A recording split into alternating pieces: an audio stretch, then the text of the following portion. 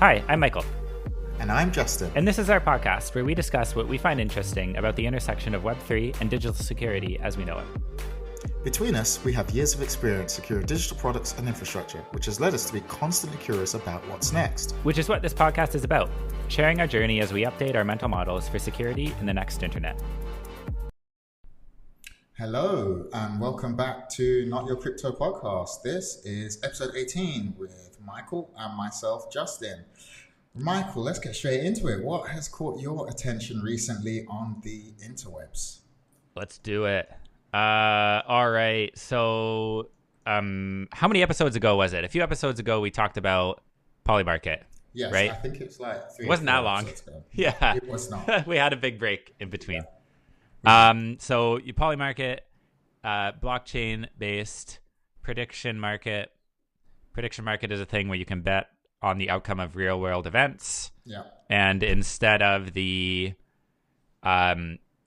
cost of the bet, I don't know, whatever. Instead of the amount you have to pay to make the bet, or the odds of the bet being set kind of by a person's gut or data, that a bookie has or whatever. It's set by balancing buying and selling in a market. So it's like a wisdom of the crowds prediction market sort of thing. Blockchain based. So smart contracts are doing all that magic. Yeah. It doesn't have to be that way, which we talked about in the episode. You certainly can have this be a centralized thing. And there is a centralized one called Kalshi, which is kind of the main competitor for Polymarket. And for other things. I actually don't know which one's bigger. I think Polymarket is the bigger of the two. But then again, I'm just going off my anecdotal experience in terms of mentions in different media outlets. But I think Polymarket is the bigger of the two. Yeah. Cool. So Kalshi, entirely centralized, not blockchain-based, but has same prediction market feel to it. Yeah. So in the Polymarket episode, we talked a lot about how do these markets get resolved? How does a distributed blockchain-based prediction market get resolved? And kind of, underneath the market, there's this other protocol called UMA. I think I have that UMA. right. I want to pause you there because, again, we're getting into jargon. What we mean by when a market gets resolved is when an outcome that's happened in the real world has been basically decided upon in a digital domain, and they say this is exactly what happened, therefore the payouts are made accordingly, depending on which way people bet. So that's market resolution. Did the thing happen? If it did it happen in alignment with any conditions that people bet on? Those that bet on the condition that happened or the outcome that happened, they get their money. Those that don't lose. That's it. Yeah, exactly. And it's kind of the important bit, right? In terms of people using these markets, you care a lot about how the markets get resolved, whether they get resolved accurately, and figuring out what accurate means.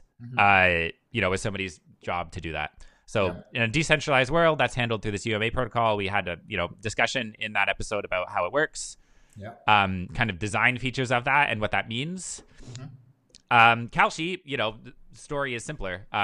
They have a team. They call it I think they call it the markets team. That decides it. It's centralized, right? So they control the market. Well, they don't control the price of the market because that's set, but they, control the resolution of the market. As an organization, they have a team that looks through it and says, yes or no. Yeah. So which one is better? I don't know. You might think the grass is greener on one side or the other. I don't know. Might not be green on either side, or it might be green on both sides. Which one is better is a subjective judgment. It's better for what? And I think this particular instance that you are about to highlight, I think kind of gets to the heart of that conversation.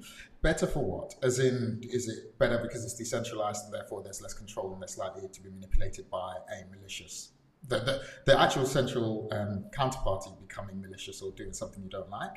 Is there a better resolution process when it's decentralized, or is there a better resolution process when it's centralized? All of those things. So which one is better? Depends on what you're looking for from your decentralized. Depends on what you're looking for from your prediction market maker.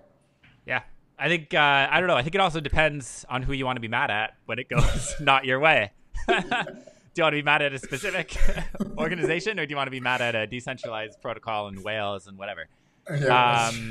Because, so the actual thing that happened was Kalshi had a market that was betting on whether there would be more viewers of the Oscars this year than I think last year. I forget exactly what the comparison was. The year before. Are more people watching the Oscars, I think was the upshot of it. Okay. Did more people watch the Oscars? How do you tell? The way the market was structured to tell in its rules was based on reporting from a list of media companies, New York Times, I don't know, CNN, whatever, that kind of thing. Nielsen as well, right? Yeah, maybe. I think Nielsen was involved in this one as well. Okay, like the ratings number company Nielsen thing. Yeah. And those are also a data source to the news organizations. So yeah, did more people watch the Oscars? Kalshi said no. Other people said yes. So I guess so funny. I guess you can read. There's a little like spat about it on Twitter, on X, that you can read and decide for yourself, I guess. Yeah. But it seems like what happened was, ratings companies like Nielsen don't release their numbers all at once, or they don't release final numbers all at once. They release like a few different, I don't know, kind of like snapshots of numbers, and they released a first set of numbers that was less. Yeah. And then a few hours later, I think was the timeline, they released a revised set of numbers, or a final set of numbers. Whether you think it's revised or final depends a little bit on what side of this like debate you're on. They released another set of numbers a few hours later. That was more. So which way should Kalshi resolve? They resolved based on the first set of numbers, which they interpreted as, in accordance with their rules for how the market should resolve. If the New York Times has an article that says that there were less people that viewed the Oscars, kind of paraphrasing, then it resolves no. Then it resolves no. And so they resolved. And then after they resolved, numbers came out. New York Times had an article, or updated their article, had a new article that was like, actually, there were more. Based on these other sets of numbers. But Kalshi persisted in their original decision, which was no. So did more people watch the Oscars? Kalshi thinks no. The data, the most up-to-date data as of today says yes. So what's your version of reality, Michael? So what's your version of reality? Well, so like, okay, I think that this is interesting, right? Like where my brain goes to with this is like, what are you actually betting on? And like 100% of the time, my voice just cracked there in a weird way. That was funny. 100% of the time, I'm hyped up by this, apparently. I actually don't like prediction markets that much, but this. Hold on, we need to. Why? I think they're fantastic. I've been playing with them. Why do you not like prediction markets? I'm not a big betting person or gambling person in general. I think most things that gambling and betting touches makes them worse. I think that this is clearly been the case with sports. I don't know. And I don't see why real life is a different thing than sports in that regard. I get that it maybe has some like financial use cases in terms of hedging and in terms of like whatever. I'm just down on it as a whole, and I have not changed my opinion on that yet. I don't know. I can accept that. I can definitely accept that. One thing I will say though is, I get it. In sports, there's been scandal after scandal. There was just an NBA one last year as well. But what I will say is, one thing, when you go to global stock exchanges, it's effectively betting in a way as well. Traders will tell you it's gambling, but it's informed gambling. But one thing that they do tell you, and I think I kind of agree with them, is that it's a good way. People put their money where their mouth is, so it's a good way to actually, what's the word? Quantify sentiment. Yes. As opposed to everything being a vibe. It's like, well, if this is a thing, right? If this is true, so I think it does have like reality. It is efficient, it seems like, and I think there's, scientific studies about this or whatever, and this is where prediction markets come from, was academic stuff, right? It does seem effective at discovering information, kind of collect, like Wisdom making of the predictions, right? Yeah. And I think that's because, like you said, when you put your money where your mouth is with it, you really kind of cut out the vibes and you get to the actual like revealed preference of what people think. And yeah, I mean, sure, I can see that being useful. I just still don't know. I just still think it makes things worse. I don't know. But yeah, anyway, I see your point. So yeah, but okay, so like, what are you actually betting on, right? Like, are you betting that there were more people viewing the Oscars? Turns out no. Like in a prediction market, that's not actually the ground truth of what you're betting on. The ground truth of what you're betting on is how is this market going to resolve, right? And so what you're actually betting on is, will Kalshi resolve this market as if more people watch the Oscars or not? It's a meta prediction, right? So and we talked about this a little bit in the first episode. It's a meta prediction. You're basically betting on Kalshi's model of the event. You're not betting on the actual event. And it's the same thing. It's the same thing in the decentralized world, which is what we got into in that first episode. You're actually betting on how the UMA protocol will resolve the event, which may or may not also be in accordance with your understanding of reality. Anyway, so like, you know, the other thing it makes me think of is like future events that have not happened. There's a sense of unpredictableness with them. And so I think it is hard to then write rules for how a future event should resolve in the present. No, I'm interrupting you there. I think it is actually solidly dependent on how that event is recorded. So this one is random. And I kind of, when I was reading this, I was like, well, hold on. Whoever made the market and then decided on the sources, the data sources that would be used to resolve the market, should have known, I'm assuming they would be a subject matter expert on what those data sources do, that there is a delay between the initial results and the final results. So there should have been an exception, not even an exception, just a provision made for the fact that we're going to wait until the final numbers come out. So what I'm pushing back slightly on there is they're unpredictable, but I think at the end of the day, if they've happened before, if they're reoccurring events, which a lot of these are, everything from elections to sports, which is why you have a background of data to actually build up your bias and basically make your decision on which way it's going to go. If they're reoccurring events, then you should know exactly how that data is going to be recorded. And if you don't know, or if you do know, you should be choosing, logically, you should be choosing the later numbers. You should be choosing the final result if you're going to record that into a ledger of some sort. Yeah. So to me, I think this was, my problem here is with process. There's process on two fronts. How they decided which data was actually representative of what happened. And then the recompense or the ability to actually dispute the recording of the data. Yeah, well, the dispute process is much different here. Okay, so wait, so one thing on that. Okay, yeah, I'll back off what I said a bit. I think you're right. I think there certainly is a subset of things that are trivial to resolve with the right, of like a subset of future events that are trivial to resolve if you have the right process. I don't think that's true for everything, even a lot of things, and especially a lot of things people might want to bet on. I don't think that's true so much. But yeah, I'll come down from that a little bit.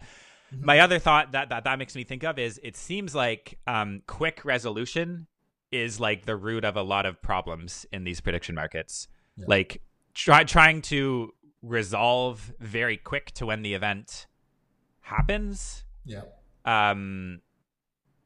And trying to like resolve early, like UMA calls it like early resolution or whatever, right? Because they have a timeline and then you can resolve it early if the thing happened. And the same thing with this, right? Like there's a timeline for these numbers to be released. It kind of gets resolved early. It seems like early resolution is a real problem. And maybe, I don't know, like hot take might be like just shouldn't exist. Like you should just have a time that it resolves. And it should just get decided at that time. Well, I like this. A lot of disagreements here. That's what happened here, though, right? It was just an arbitrary time that Kalshi decided, we're resolving the market at this point. They just basically did have a time. The problem is they weren't transparent about it, which is from what I can see on the Twitter thread that we're all getting all this information from. But also, I think, just dialing it back a bit, I've just had a thought about you talking about immediate resolution. I think they dial it, or they try and, what's the word? Anyway, they basically configure it so that they have an immediate resolution because people want their money quickly. When you bet on a horse race, resolution time is immediate because the event has happened immediately. What they've done now is they've brought that almost sports betting dynamic to prediction markets about events that are much messier. Elections and numbers and final accounting numbers. Like, I've placed a bet on the highest grossing movie this year, but due to Hollywood accounting, who knows what really is the highest grossing movie. And I've also just had a thought going back to sports. I'm an F1 fan. Sometimes in F1 races, results actually change after the fact. So like in the race just gone, 2 drivers got disqualified, people's positions moved. So I don't bet on F1, but I do wonder how they resolve that then, because they will have paid out my money. If I made a bet on someone's finishing in a particular position, they would have paid out my money. That would have changed.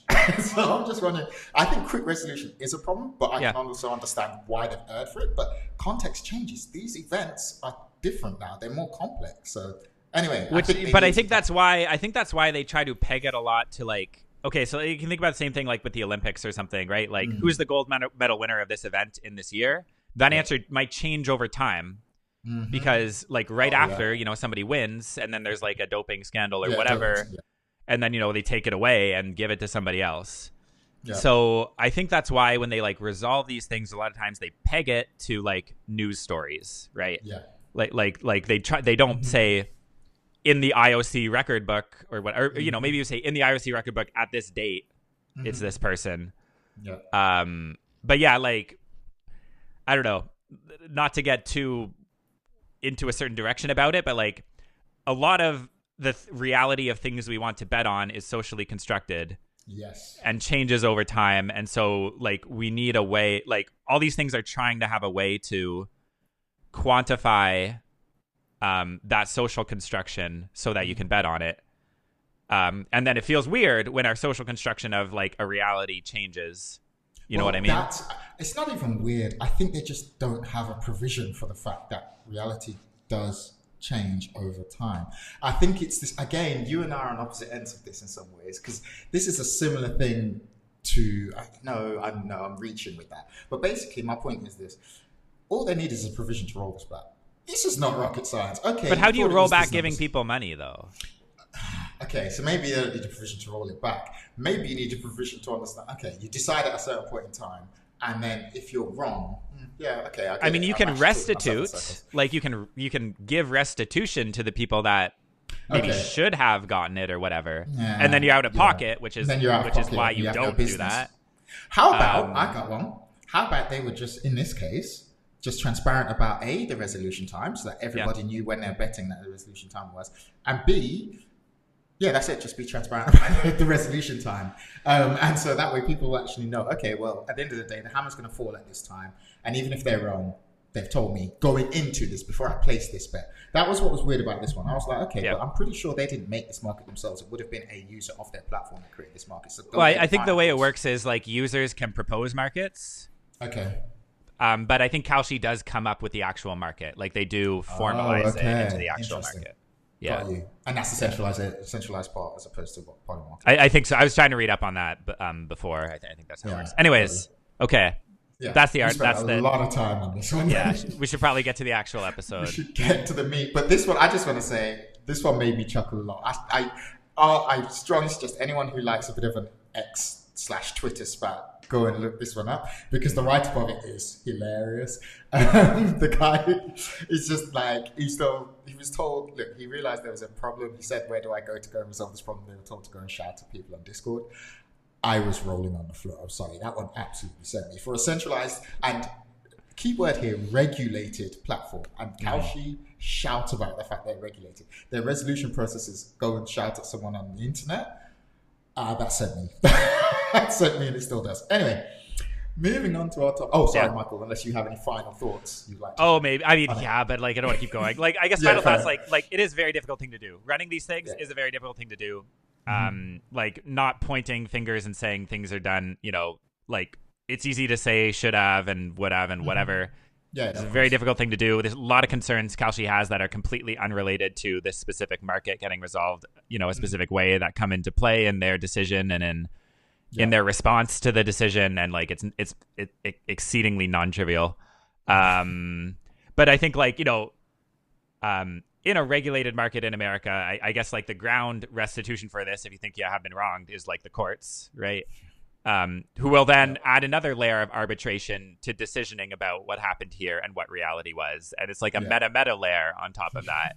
And, the courts are also, to a degree, socially constructed things. And like, okay, wait, now we're getting it. Okay. You just keep kind of go, like it's turtles all the way down or whatever. Basically, how deep does this rabbit hole go in terms of what is reality? Okay, cool. Moving on from our meta one, I'm not going to present my points. I think we've gone further into the episode.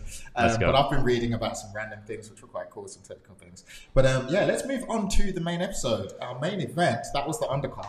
The main fight tonight is ByBit again, and you may be wondering why we're talking about this again after we just did our last episode on it, and we didn't promise a part 2. We said there may be, but I don't think we actually said we would for sure. We took a further look at this and was like, no, we have to do a part 2. I mean, to be honest, given the scale at 1.4 billion, that warrants a part 2. I mean, just at least. But the how this was executed, I mean, even taking a further look, first of all, at the time of recording, there was a suspicion of how it was done, but definitely the attribution was already locked and loaded. Everyone knew who did it. But there were still gaps in the how, and there are still some gaps even in the how now as we record on, what date is it today? It's the 26th of March. There are still gaps, so we're almost a month and a week after the actual event happened, so I think it happened February 21st. So we're coming back to it again in this episode to talk about what is actually the precursor event. So just to summarize what we talked about in the last episode and what was known at the time, which was, long story short, smart contract got hacked, cold wallet was then emptied. 2 cold wallets, I think, were emptied of their Ethereum and their different derivatives of Ethereum token. That equaled 1.4 billion. This was a targeted attack, very clearly targeted attack against a ByBit, centralized exchange in the UAE. So how did that happen when they had a multisig wallet requiring 3 senior people within, one of whom was the CEO, within ByBit to actually sign that transaction? They do, for the context, sign billion-dollar transactions all the time. That's how much money is in crypto markets flowing at any one point in time. It's staggering, but yes, they are used to signing these. So they thought this was another routine signature. It was half an hour after they realized that the money went to a different wallet, not the wallet it was supposed to go to. And the question is, well, how were 3 extremely crypto literate senior executives, well, not all senior executives, one of them was, fooled into signing this transaction? That's where it gets interesting. So Michael took a look at this in further detail. I took a look at it in further detail, and we came with some things. Michael, tell me what you found when you were like, well, how did they get duped? Yeah, so I think a lot of this is based on information. There's actually been a good amount of transparency, I think, around this event from an amazing amount, quite frankly. From ByBit. I'm going to stop you right there. Yeah. Web 2 could learn a lot from this. But then again, Web 2, when you're hacked in Web 2, you're a centralized institution. It affects your financial standing, etc., etc. But the Web 2 postmortems are good, but they're not like this. Especially from the players involved.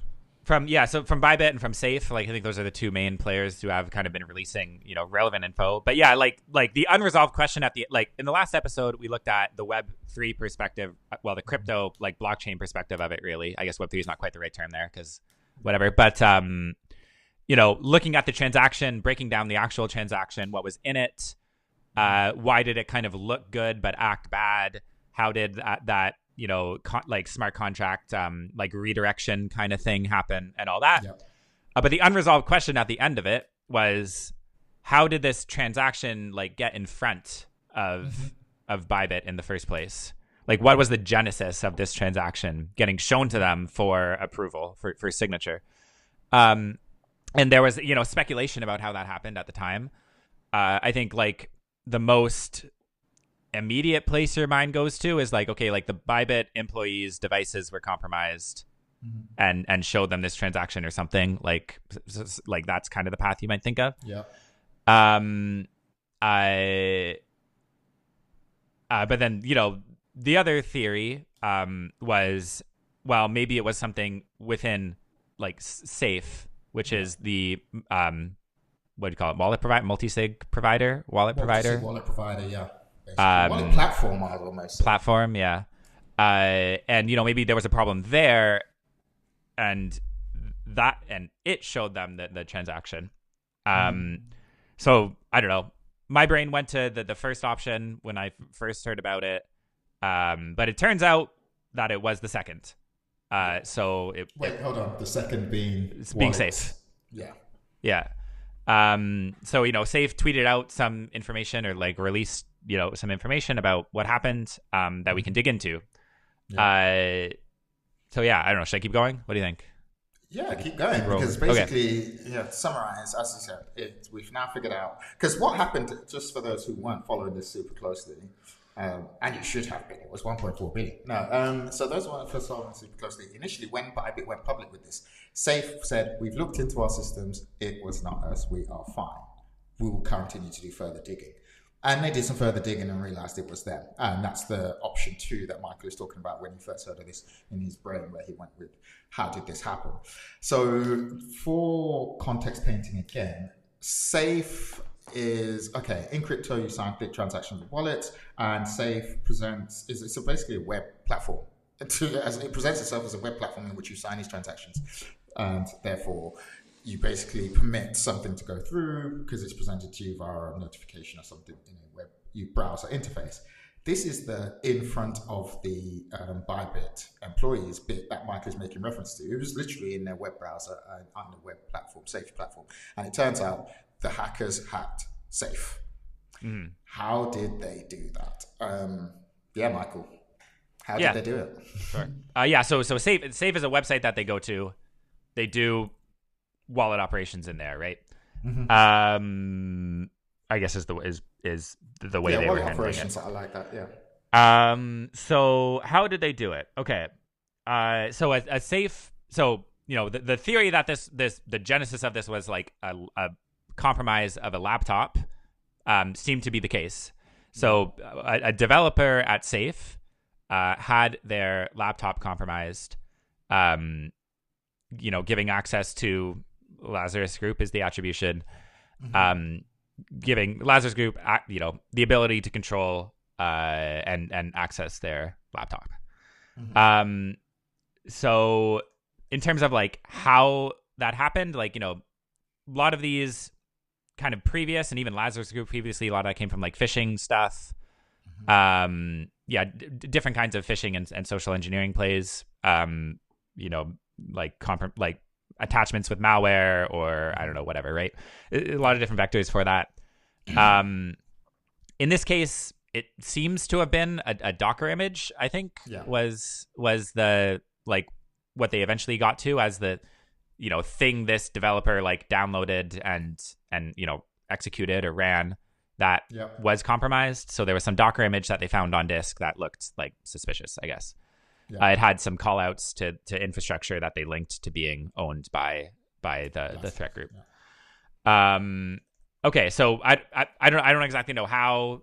Was it social engineering that this Docker image ended up there? Was it like some compromised dependency or something? I'm not sure. I don't know that was. I'm not sure if that detail was released, but somehow this Docker image got on their laptop. It was compromised. Then the laptop was compromised.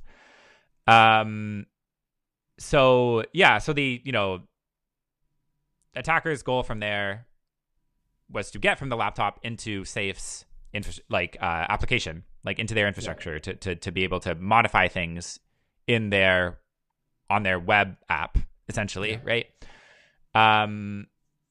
So there was a bit of breadcrumbs left in this that the investigation was able to find, a few like stabs that the attacker took at trying to make this pivot.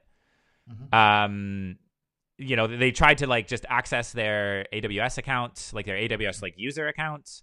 And there was like MFA on it that they weren't able to kind of completely get through. Yep. But they took a few tries at it. But eventually the attacker finds a session on the laptop, and it's called an AWS, I think STS session, which is like a key, like a credential that's used to programmably interact with AWS stuff, I guess, right? Like it's like a token, like almost like an API key, API tokens sort of thing. Basically, exactly. And it's literally was only valid for 12 hours, so it was rotated early and often. Yeah. 12 hours it needed to be re-authenticated, which the attacker was not able to do because they couldn't get past the MFA in the user account or whatever.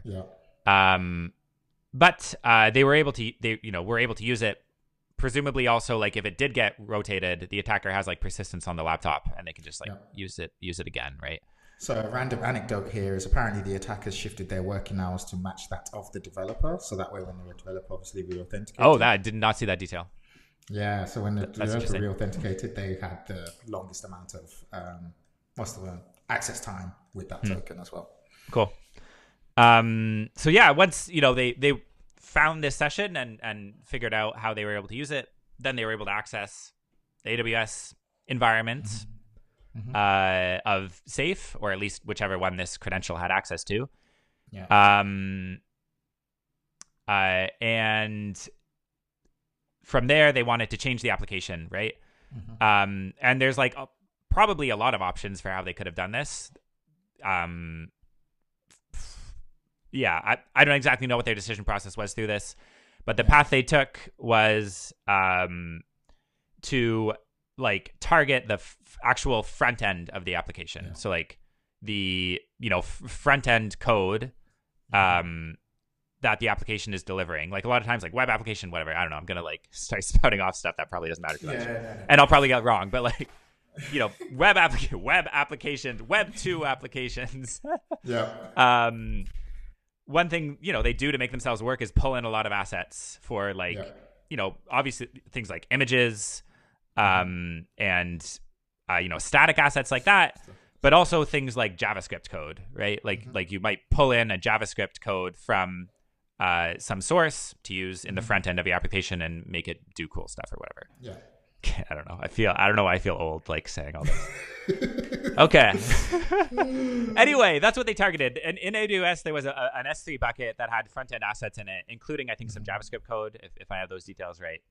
And they used that as their entry point into the application. So they modified that code and added a compromise to it. Where are we here? With the JavaScript compromise, and the question is, why were they compromising the JavaScript? And this is where we get to that original question of how did this transaction end up at getting signed in the first place and being presented in front of the user? And this is also why we talk about, in my first episode, you'll mention for the eagle-eared amongst you, I mentioned, to me, this was almost like a spoofed transaction. The whole reason they were compromising the JavaScript in the front-end app was because they wanted to manipulate what the multisig signers actually saw. Because obviously when you're for those that don't know, when you're cryptographically signing a transaction, the signature has to match the data. The signature is basically a derivative of the data that you're signing effectively. That's how the cryptography works. But these guys are sending this money, as we said at the top of our podcast, they sent this money to a different wallet. So what they wanted to do is they wanted to present it to make it look as though we are sending money to a wallet you always send $1.4 billion worth of crypto to. They manipulated the JavaScript so it actually presented that wallet they always send to, whereas underneath the hood, it was actually sending it to a different wallet. That's the whole reason why they went for the dev's laptop to get to the actual host infrastructure to then present this, what I call spoofed or musked. I don't know. I think musked is a different... I think musked might be a typo. I don't know. I couldn't quite figure that out. I think it might be... that was from the ByBit CEO's like original tweet about this. Oh, was it? Yeah, I think it might have just been masked. Like, I think that might have been what he meant to say. Yeah, exactly. I don't know. Unless I just like outed myself that must is some like, technical crypto term. Actually has a technical crypto term. I don't know. You know what? Write answers on a postcard, please. But yeah, so that was the thing. So that's where we got to, basically. They wanted to compromise the thing, and then actually knowing that they would actually see this address that they always sign, they would sign it. Yeah. And Bob's your uncle. So it's interesting that there's layers here, right? Like, the transaction itself was also formulated to look that such that if you did inspect the transaction, you might miss that it was a bad transaction, right? Like that was the whole thing of the first episode we did. It has this indirection in it that means that the actual address you're sending to is a contract address, not like the end wallet address. And then they like funneled in some like metadata in with it in other like data fields in the transaction. So it was also designed to look to like attempt as much as possible within the parameters of that format to look benign. Yes. But it turns out that like, and so, you know, the original speculation was, well, they just missed that stuff, right? They just thought it looked good. But it might actually be the case that they were actually presented with benign looking UI. Yeah. In which case, like, that's a different story. That's a complete different story. In terms of what happened. By the way. I'm definitely of that opinion that these guys got duped, but the whole thing, like, it wasn't down to, incompetence or lack of awareness. It was, you would have to do an abnormal level of routine inspection in order to I don't know if there's an abnormal level of inspection for this dollar size of transaction. I mean, yeah, I don't know. And that's another thing. But yeah, like, I think, like, the interesting thing, okay, whatever. Should we get to some interesting things now? Like, is that go done with the ahead. story? Kind of. There's a few interesting things about this to me. Yeah. Okay. The reason I hesitate a little bit to say, like, for sure they saw a completely benign transaction in the UI and, like, were, like, kind of confused, deputy tricked into signing the malicious transaction. I don't exactly know how Safe's, like, architecture works here between the UI and between, like, you know, the backend stuff that does the signing. You know, it could be some nuances there that might change the story, but like, if I were an attacker and I had kind of free reign, that is what I would try to do. I would try to make a completely fine looking transaction in the UI that actually signs a bad one or something, right? So yeah, I mean, a couple interesting things to me, like what you see and what happens, right? Like, crypto is based a lot on what actually happens on chain being like what you see in front of you, sort of. And like with these services, especially web services, there's like a really tiny sliver of space between what you see and what happens. There's like a tiny little bit of daylight there, which is opportunity for an attacker, right? 100%.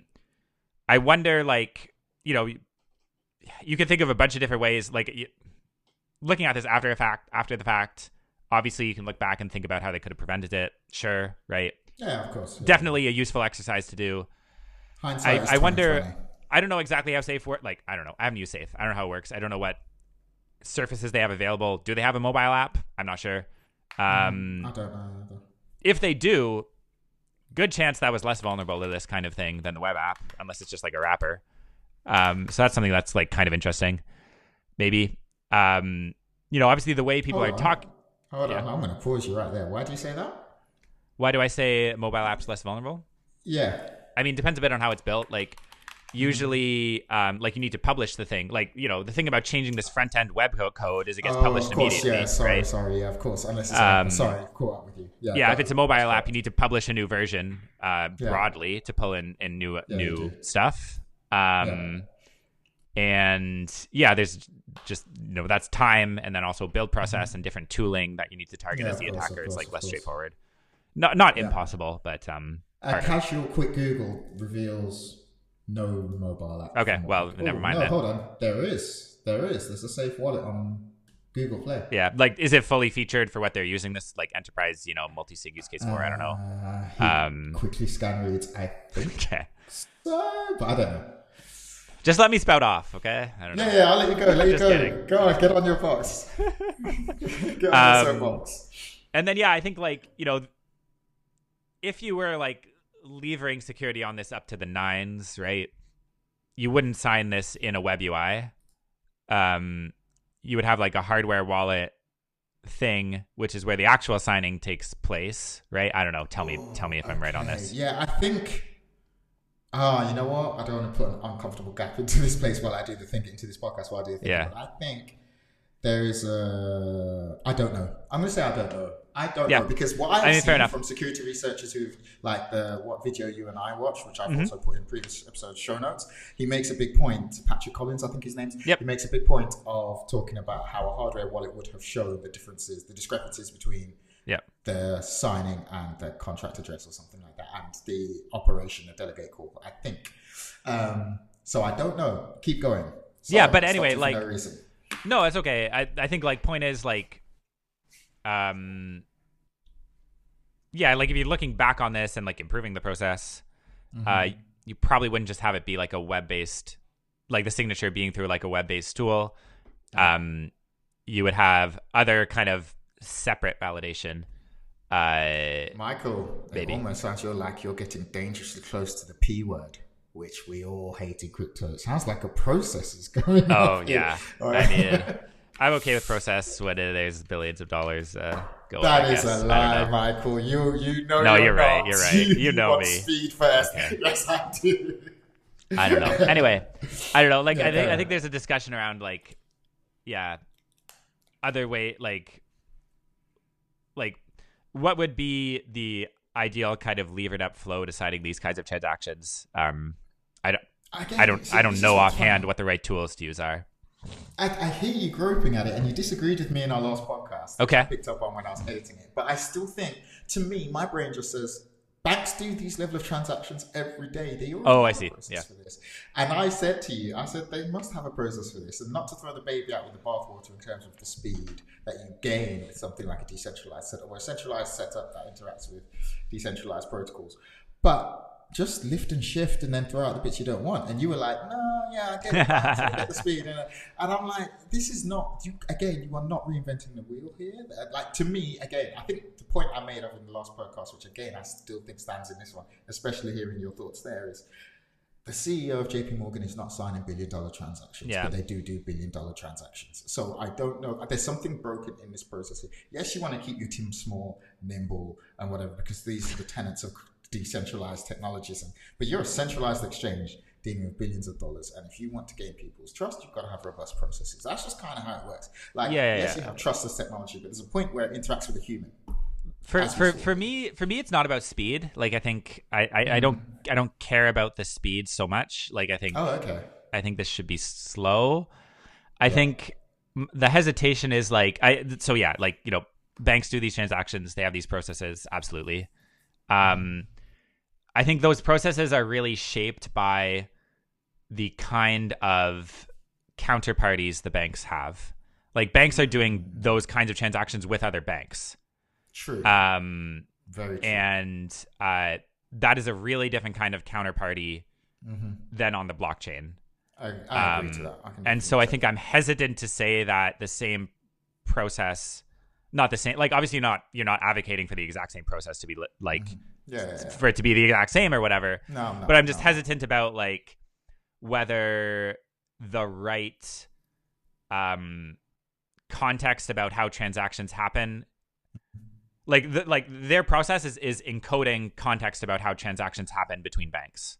Yeah. And I'm not sure. I don't know. I would hesitate to say that translates well. You're right.